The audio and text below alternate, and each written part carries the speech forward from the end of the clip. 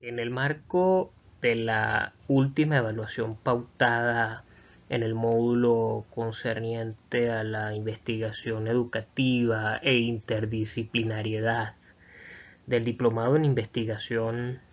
en Ciencias Humanas, impartido por el doctor Pablo Gerald Lara, yo, Romer Samuel Rivera Moreno,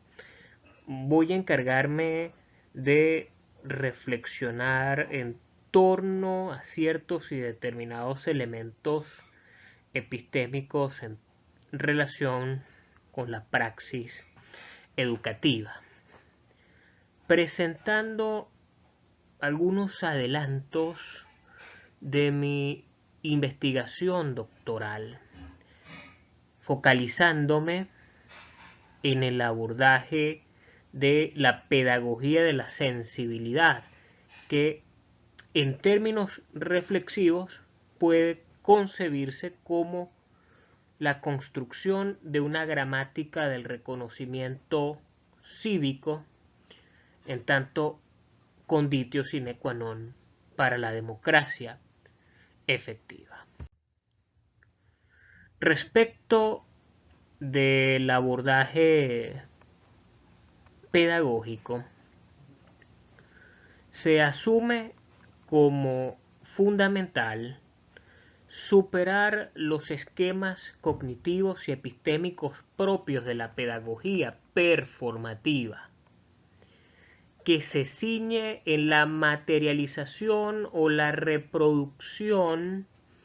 de los marcos de acción social propios de una racionalidad técnico-instrumental, reificantes de lo humano,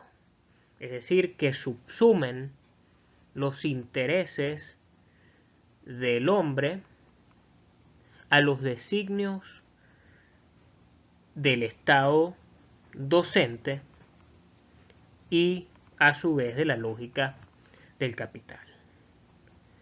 Por tal motivo, se propone la asunción de una pedagogía de la sensibilidad como una discursividad sustentada en la gramaticidad, considerada como pertinente para coadyuvar con la constitución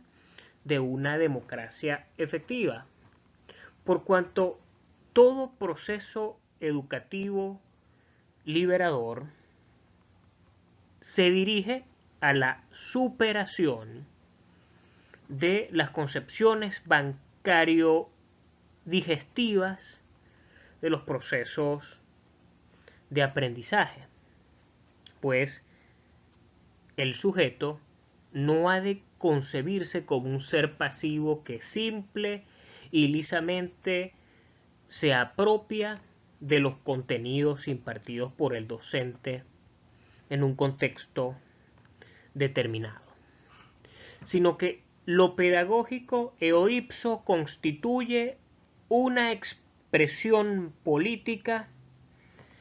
en la que lo vital es el ejercicio de la libertad, cuya sustanciación es posible a través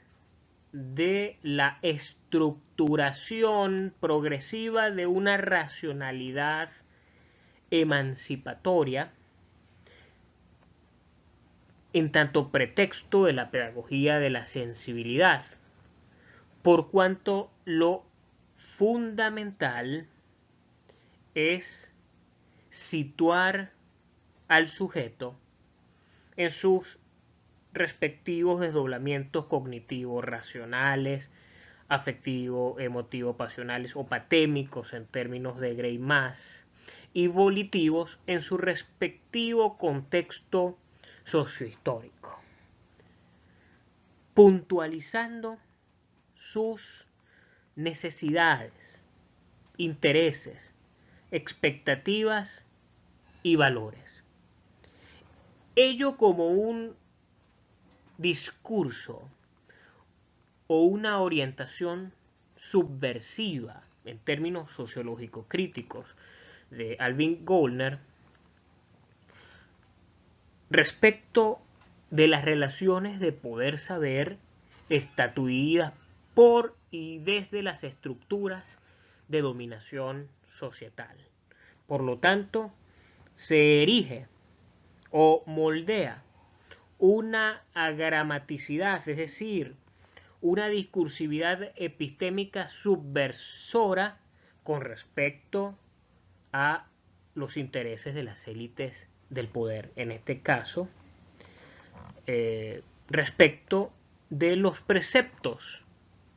constitutivos de la razón de Estado. Lo que se pretende superar es a la racionalidad técnico-instrumental reificante de lo humano, a la racionalidad técnico-instrumental en tanto pedagogía performativa que descentra al sujeto, que lo aniquila simbólicamente, que lo desubjetiviza. En un contexto signado por la necesidad propio de las sociedades áridas, signadas por lo supervivencial,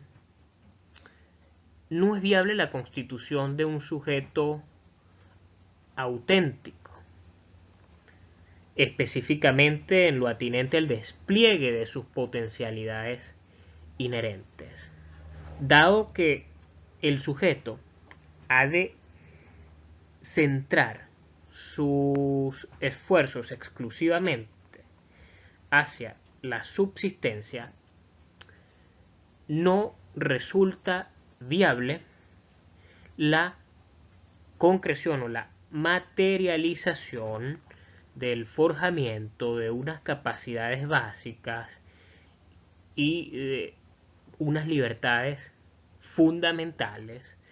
en virtud de las cuales puedan mejorarse las oportunidades vitales en un contexto determinado, en los términos sociológicos de Ralph Dahrendorf. Siendo esto así, el afianzamiento cívico-educativo se concibe ostensiblemente como una conditio sine qua non para una democracia efectiva, cuyo correlato factual no es más que una cultura política cívica,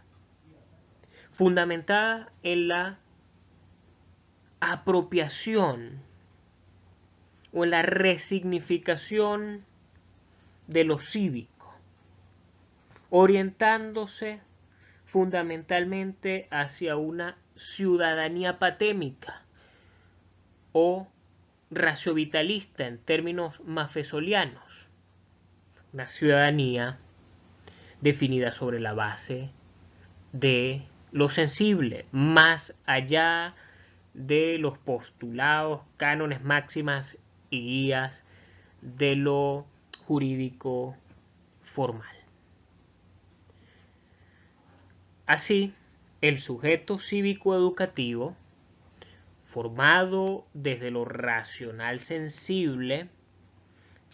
lo ecosófico, en términos de Maffesoli, de Guattari, debe ser capaz de interpretar, comprender